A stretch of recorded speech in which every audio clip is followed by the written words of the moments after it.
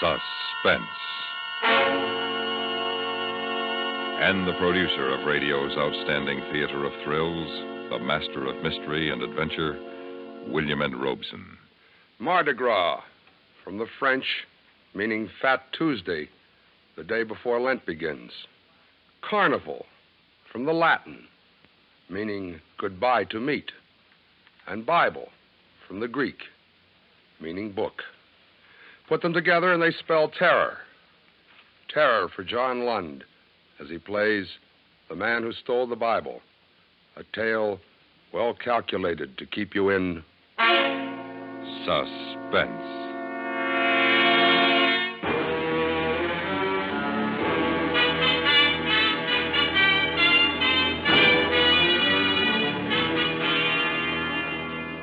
I didn't mean to steal the Bible. That wasn't my intention. Why, I've never taken as much as a towel or an ashtray out of a hotel room. And if I'd known the night of terror it would lead me into, I'd never have taken it at all.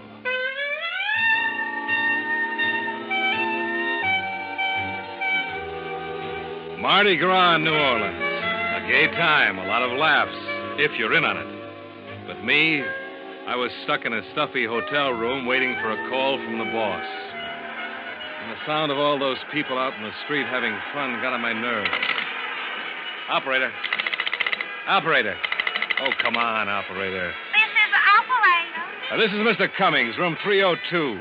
What happened to that bellhop I sent for? Would you speak a little louder, please? I can't hear you, sir. I said this is Mr. Cummings. One moment, please. Operator. Operator. Excuse it, please. What is it you wanted? A bellhop. I want him to bring me something to read. Anything. He said half an hour ago he was on his way up. Well, hasn't he answered your call yet, Mr. Cummings? He has not. I'm sorry, sir. The hotel is so crowded.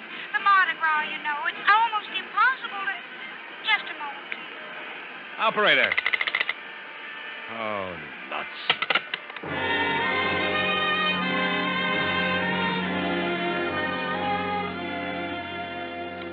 I paced back and forth, wishing the boss would call me so I could get out of that room. I didn't dare leave, even to go down and get a paper. He's that kind of a guy. He expects you to be on tap all the time. There was no radio in the room and nothing to read. I went through all the drawers, hoping somebody had left behind a magazine or seed catalog, anything. And then I found it. The Bible. The Gideon Bible. For years I've seen him in hotel rooms, but I never paid any attention to him. But now I opened the book. 1 Samuel, chapter 19. I lay down on the bed and started to read.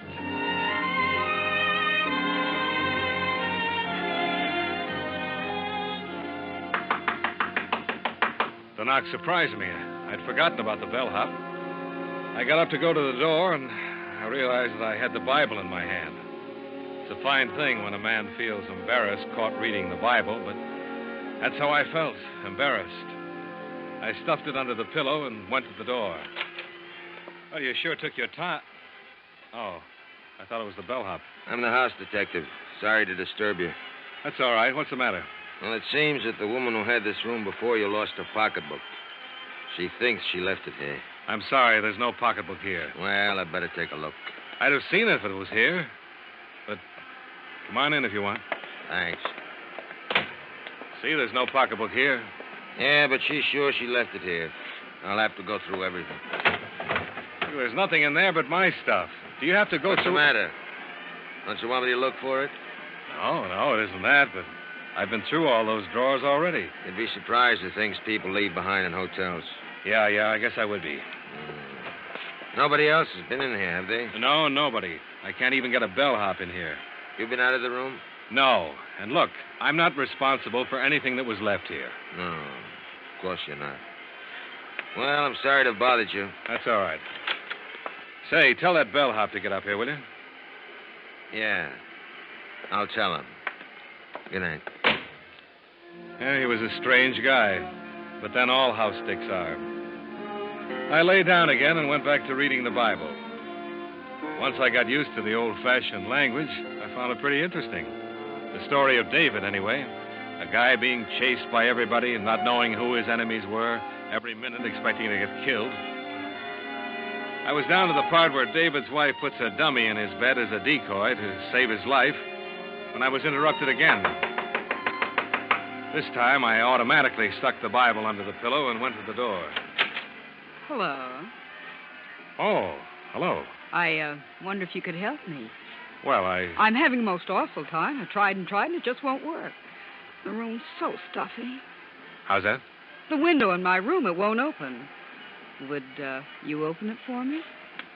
Oh, sure. Which room is it? Right next to yours, just around this corner, room 300. You know, I have the same trouble on buses. The windows never open. It drives me mad. You can see how stuffy the room is. This window? Mm-hmm. Isn't that odd? It opened for you. Yes, it did, and easy, too. And so does this one. Can't understand it. Are you sure you tried? You don't think I'd come to your door and ask you to come over here if I didn't need something, do you? It's been done. Maybe, but I wouldn't know. Now that you're here, wouldn't you like to have a drink? Be a trouble, I mean. No, I don't think I can. You can watch the parade much better here than on your side of the building. Oh, no, I can't. What's the matter? I'm sorry, I have to go. That's my phone. Wait. Don't go. You can have the call transferred here. But it's silly to go all the way back to your room.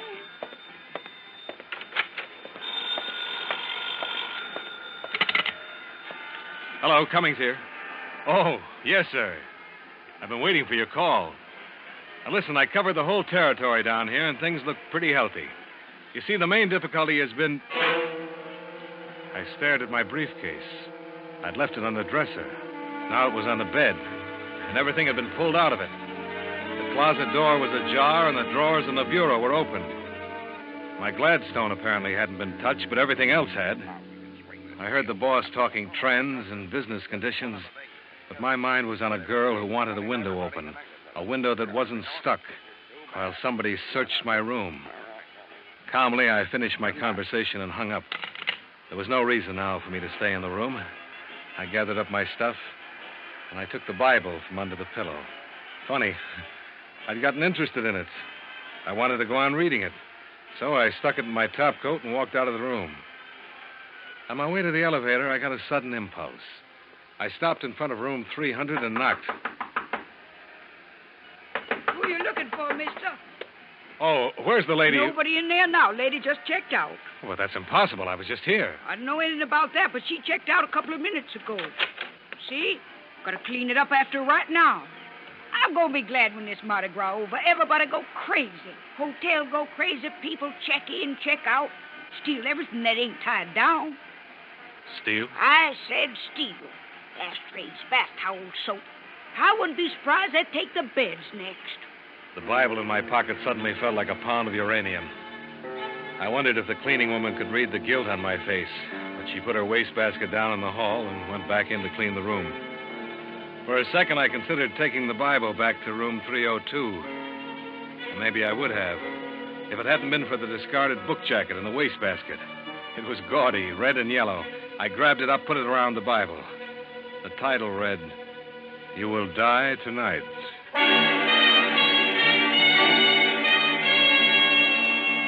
Call for Dr. McManus. Dr. McManus, please. Front boy. Show this gentleman 506, please. Yes. Oh, are you checking out, Mr. Cummings? Let me see. You in room... 302. 302. Oh, my. What's the matter? I've had so much trouble over that room. I was supposed to hold it for a lady, but you can't keep rooms vacant during Mardi Gras. I gave her the room next to yours, but she kicked like crazy, the manager. Next to me? Yes, room number 300. She just checked out a few minutes ago. I don't know what this is all about, but there's something peculiar going on in room 302. Peculiar? I didn't mind the house detective coming in to look for the purse, but I didn't like having my stuff searched while I was out of the room. Searched? Yeah, I said searched. Now, you say the house detective did this? He said the woman who had the room before me left her purse. Oh, and that but he had... that's impossible. What do you mean? A man had the room ahead of you. Oh, yeah, I'm positive of it. Just a minute, I got the register right here. A man, Mr. Gregory. Now, the house detective isn't on duty today, but when he comes in Not tomorrow... on duty? Well, then what was he doing in my room? Today? Of course today, tonight. A tall guy with black hair. Some mistake, Mr. Cummings. Our house detective, Mr. St. Clair, is short and bald. And he hasn't been in the hotel all day. He's homesick. Well, it had all the makings of an interesting little intrigue. But I left the mystery of room 302 with the room clerk and went to the cigar stand. It was 8 o'clock. My train wouldn't leave until midnight. Yes, sir. What'll it be? Cigarettes or cigars? Cigars, 3 Coronas. No, make it 6. Yeah, always like to sell cigars. Men don't smoke cigars like they used to. Cigarettes, that's the fashion today. They give me a good cigar every time. Somebody's having a good time. Ooh, they all have a good time during the carnival. Say, I wonder where I could check my bag and briefcase for a little while. You want to see the parade?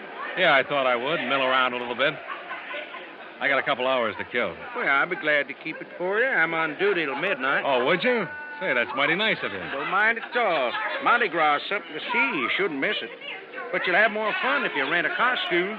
Hotels got them for rent, you know. No, thanks. I'll go as I am. He stuck my stuff under his counter, and I elbowed my way across the crowded lobby to the street door. Through the glass, my eyes met the eyes of another man, the tall man with black hair, the man who had said he was the house detective. I swung the hotel door open. I had a few questions I wanted to ask that boy, but he was swallowed up in the crowd. And then a big hand clapped me on the shoulder, and a voice boomed in my ear. There you are, sinner. I whirled around and looked into the mask of a laughing, red-faced devil. Don't try to evade me, sinner. I've come to collect you with my nice, shiny pitchfork. And when the devil comes for you, your time is up. All I could see in the mask was a pair of eyes. They were green eyes, and they were laughing. And the devil threw his arm around my shoulder and urged me along the street. I balked a little. I hadn't had anything to drink. The whole thing seemed kind of silly, but before I knew what happened, a clown grabbed my other arm. Let's take the sinner to the fiery furnace. And the two of them, the devil and the clown, were propelling me down the street toward a parked car. Come along, sinner. Hey, now, wait a minute. The sinners are Oxford. Push him in, clown. look. Get in, sinner. Hey, you guys. Hey, let me out of here. Look, where are you going? All right. Let's have it. What? The Bible. The Bible you took out of room 302. The Bible? Say, you're not drunk. Don't waste time on him. Frisk him. Look, I don't know who you are, He but... hasn't got it on him. What'd you do with it? Where is it? I told you I haven't got it. Oh! That's to let you know we're not playing. Now let's take it again, huh? Where's the Bible? I tell you I haven't got it. I had it, but I guess I lost it. Lost it? Where'd you lose it? I don't know. Why, you... Don't do that, sinner. It's just as easy for me to pull this trigger as to look at you. But I'm telling you the truth. I haven't got it anymore. All right, you haven't got it. But you'll tell me where it is, you understand, if I have to kill you to find out. What are you stopping for? The crowd, I can't get through. Come on, let's get moving. Get out of here. What do you want me to do? Drive over them? Come on, get out of here. Bunch of rebels, drunk and out for bear, opened the back door of the car and started climbing over us. Nothing would stop them from weaving through. They thought it was fun pushing and shoving each other. One of them fell, sprawled across the devil's lap, and they began to pile up. And suddenly, I knew that this was escape. I climbed out of the car. I ran blindly away from them. I saw a cab at an intersection. I ran out, opened the door, and there he was, in the back seat, the phony house detective. I slammed the cab door and bolted across the street. There was a policeman on the corner directing traffic. I ran up to him. Hey, where do you think you're going? They're trying to kill me. You've got to help me. Kill you? Who's trying to kill you? The devil. He's after me. The devil? Yes, and the clown, too. And Mickey Mouse? I mean it. I'm serious. You're drunker than you look. I haven't had a drink, I tell you. They're trying to kill me. And why would they be doing that? Because they want the Bible. The Bible? Yes, you see, I stole the Bible, and here they come now. Who? The devil and the clown across the street. Look, you've got to get me out of it. You've got to stop them. They'll kill me. Sure. Now, take it easy, young fella. There you are, sinner. Come on. What are you trying to do? Get us in trouble? Trouble? Sure, he's going to miss the party. It's all a trick. Don't listen to him. This young fella claims you're trying to kill him. Me? Oh, not me. But if he doesn't get to the party pretty soon, his wife is going to kill him. I haven't got a wife. There isn't any party. They're lying, I tell you. Be good, boys. Move on. I got to keep this traffic moving. All right, come on. You heard what the policeman said. Come Please, on, officer, Senator. please. Come on, Senator. Let go of me. Officer. Beat it now. Go on with it. I demand to be arrested. Go on, I demand said now. Go on. Oh, officer, you're a fool. I'm a what? If it weren't for Mardi Gras, I'd run you in. And you won't arrest me, huh? Okay. But remember, I didn't want to do this. Dirty Yankee trick. Striking an officer. All right, young fellow, that does it. You're under arrest.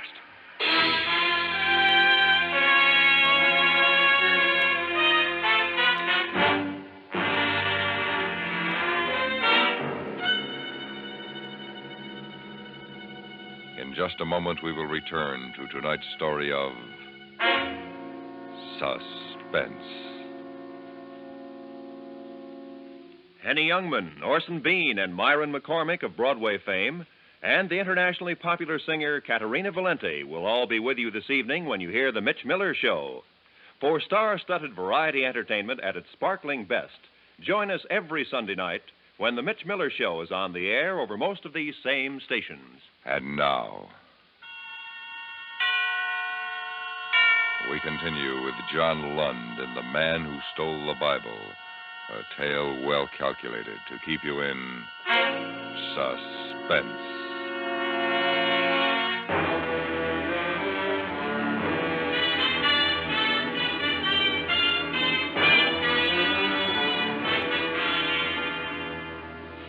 I sat in the drunk tank in the New Orleans jail and tried to figure it out. Who were the devil and the clown and the phony house detective? Why was the Bible so important that they would even kill me to get it? My bags were back at the cigar counter in the hotel. My train was scheduled to leave at midnight. But how was I going to get out of New Orleans? Already it was 10 o'clock, and as long as I stayed in jail, I'd be safe. But that didn't last long. I hadn't been there a half hour when a cop came for me and took me to the desk sergeant. Here's your personal belongings, Cummings. You're released. You can go. But try to behave yourself. We're pretty busy tonight. Released? You know, you're a lucky guy. Culpepper decided not to press charges against you. You know what you could get for striking an officer. But aren't you going to hold me? Your fine's been paid. Now go and get out of here. And keep out of trouble, will you? But I am in trouble. That's what I tried to tell the cop, but he wouldn't listen to me. I had to hit him. My fine. Somebody paid my fine? Yeah, it's been paid. But who? Who paid it? I don't know who it was. He didn't give me a name. He just paid it. Was it a man in a devil's costume? Huh? Or a clown? Now, look. What did he look like? How do I know what he looked like? He was an ordinary-looking guy, tall, big. He had black hair. The house detective. The who? They'll kill me, I tell you. They'll kill me. Pardonnez-moi, monsieur. Je suis perdu. Je voudrais retrouver le convent. Les gens dans la rue m'empêchent de I hadn't heard her come into the station. She moved so quietly. She was a nun, and she was talking excitedly in French. I wasn't paying much attention to her. I was thinking instead of my own problem. The house detective had paid my fine. He wanted me out of jail. He wanted me loose on the street. Why? And the devil and the clown. Were they with him? Were all of them waiting outside that door for me? Please, sister, I wish I could help you, but I can't understand a word you're saying. Monsieur, les gens dans la rue m'empêchent de trouver mon chemin. Ils me prennent pour un célébrant. English. Can you speak English, sister? Pardon, monsieur. Masquerade, costume. People think masquerade. No masquerade. Huh? I think she's trying to say the people on the streets think she's wearing a masquerade costume. Ah, merci. Merci bien, monsieur. I am loose. You mean lost? Oui, monsieur, lost. I am expect at convent. The Vieux Carré. The Vieux Carré. That's the French Quarter. Exactement, oui. I arrive for taxi cab. The crowd, oh, you see, push me around. Voudriez-vous envoyer un gendarme pour m'assister? What? The gendarme. She wants you to send a policeman to help her get to the convent. Oh, oui, monsieur. Oh. Well, I'm sorry, sister. I'd be glad to, but I don't have anybody in right now. If you don't mind sticking around here for a while, I'll be very... Sticking around? The sergeant says he's sorry. If you'll wait, there's no one available right now to help you. Wait a minute. The nun stood there, frightened and bewildered, out of place in the police station. But for me, it was a miraculous break. Why, sure, I could walk out of that police station with her. And if they were waiting outside, waiting to get me, why, I could walk right by them. They wouldn't dare touch me as long as I was with a nun. I could take her to the convent. And once there, I'd be safe. Je suis désolé. Je ne sais que faire. I'll take the sister to the convent, Sergeant. It's okay with me if it's okay with her. Ah, merci, monsieur. Merci mille fois. As she walked out of the police station, I took her arm. To help her, yes, but also to steady my own fear. Any minute, I expected to see one or all of them. The devil, the clown, the house detective. But they weren't in sight. There were people milling about in the street, but not the three I feared. And strangely, not finding them there frightened me more than ever. I found a cab and gave the driver the address of the convent. The nun and I didn't try to talk. I realized this whole thing was difficult for her, and I didn't feel like talking. Too much had happened to me for one night. The cab pulled up in front of an ancient building in the French Quarter, crumbling cement and wrought ironwork. We got out, and I walked with her to the big front door. The nun raised her hand to the knocker, and I knew I'd been had. Qu'est-ce qu'il y a? Fingernails. Red, polished fingernails. You're not a nun. Hey, where you been? Hurry, boys, he's wise. Come on, you. Get inside. It was the devil and the clown. They yanked me into the house. And the girl, I stared at her.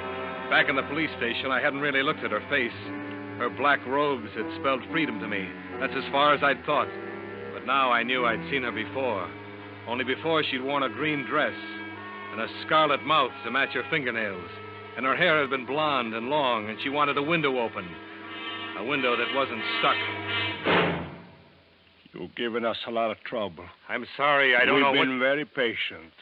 Now we want the Bible. I told you before, I don't have it. You had it. I had it, yes, I had it. I took it. I don't know why I took it, but I lost it. Who sent you to get it? I'll handle him. All right, who you working for, Poloni? Look, there's some mistake. I'm a salesman. I sell washing machines. You're lying. Look, I tell you that... Where's the stuff? Has Poloni got it? What stuff? I don't know any Poloni. What are you slapping me around for? That won't get you any place. Oh, won't it?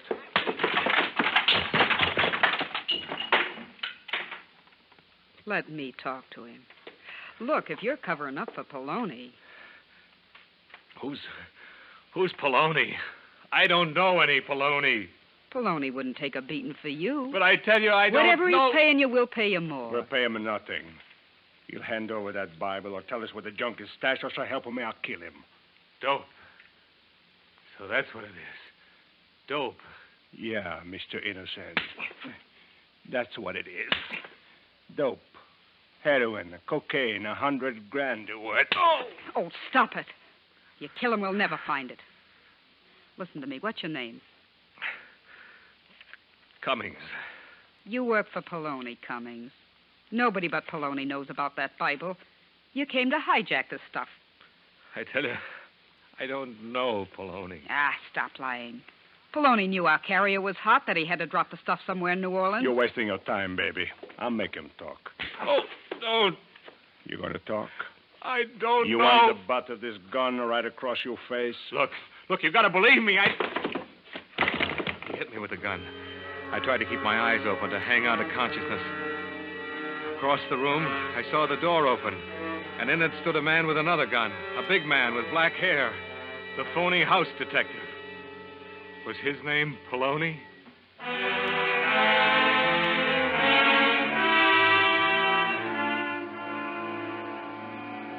I didn't know how long I was out. When I came to, I was lying on a bed. My head was throbbing. My cheeks, my nose, every bone in my face seemed on fire. There was a cold cloth on my eyes. I tried to think. Why did I hurt so? Oh, yes. The Bible. They wanted the Bible. But I didn't have it. And it was a good thing, too. If I had it, they'd kill me. Then I smelled something. A strong cigar. It burned the inside of my nose. I rolled over to get away from it and opened my eyes. The devil and the clown were gone. And so was the girl. I was alone. With the phony house detective. All right, let's not waste any more time. What did you do with the Bible? Where are the others? They've been taken care of. You took the Bible that belongs in this room. Now, what did you do with it? This room? Oh, yeah. Room 302. You had no right to touch that Bible. Now think, what did you do with it? Where is it? Look, I told them I must have lost it. I don't know. I'll get it. Yeah? The gentleman who left his suitcases with me. Mr. Cummins? Suitcases. Come in. Who are you? I run the cigar stand in the lobby.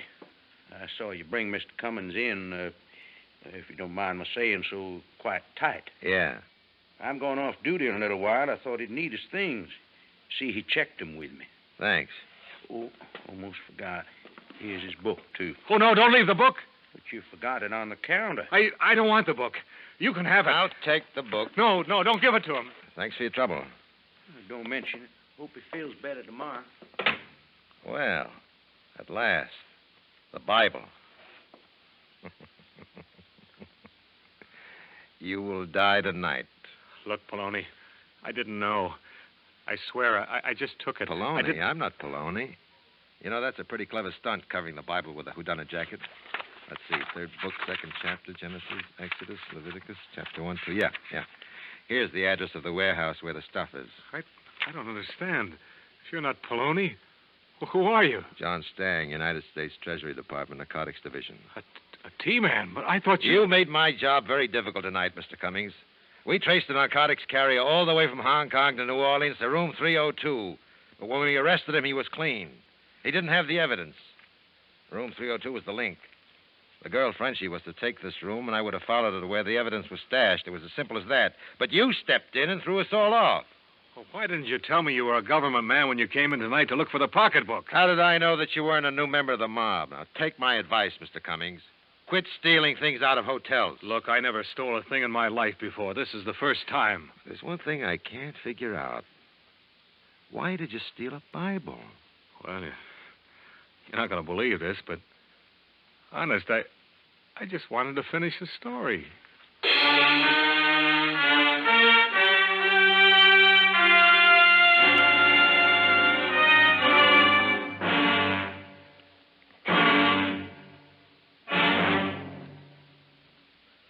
Suspense,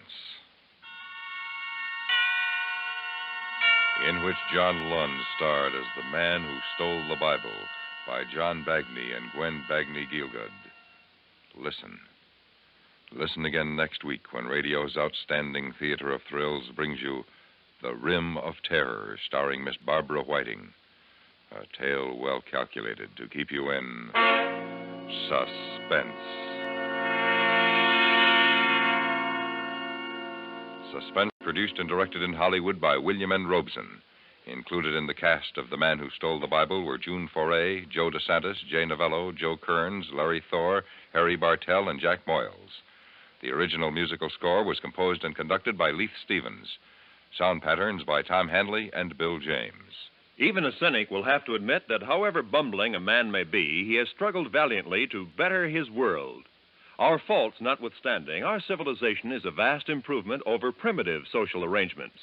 And perhaps most impressive of all of man's labors has been his consistent effort to protect the principles of justice as he has come to understand them over the years. How justice is served may vary from place to place and time to time, but always it is a thrilling demonstration of man's love of fair play. For examples of modern-day efforts on behalf of justice, be sure to hear Indictment over most of these same stations today. It's yours for the listening right after the news, which follows immediately on most of these same stations.